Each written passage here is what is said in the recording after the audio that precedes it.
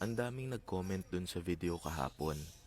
Sinasabi nila na madali lang daw magsalita, pero mahirap makaahon sa hirap.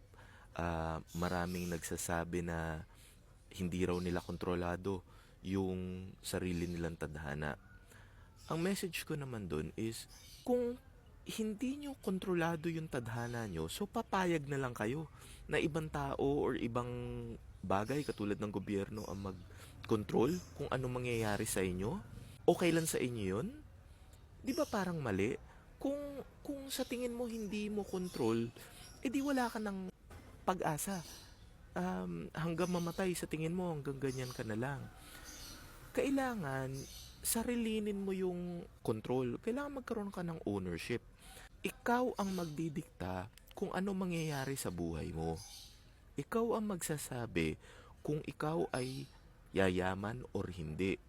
Kapag pinabayaan mo na yung tadhana or yung mangyayari sa'yo, kumbaga mangyayari na lang na hindi ikaw ang nagsasabi kung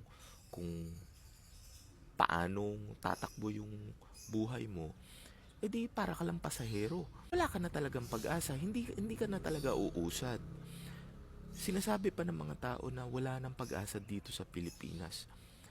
Ang message ko dyan, napakaraming tao na yumayaman sa Pilipinas. Hindi lang naman yung mga pumapasok sa politika. Hindi lang naman yung mga corrupt, hindi lang naman yung mga nandadaya. Maraming tao yung lumalaban ng patas, pero yumayaman pa rin. So, wag kang maging victim. Wag mong isipin yung nangyayari sa karamihan. Kung ayaw mo mangyari sa'yo or sa buhay mo or sa mahal mo sa buhay, yung nangyayari sa karamihan ng mga tao, subukan mong gawin yung hindi sila willing na gawin. Mahirap talaga, inahamin ko, mahirap talaga. Pero no choice naman tayo eh. 'Di ba?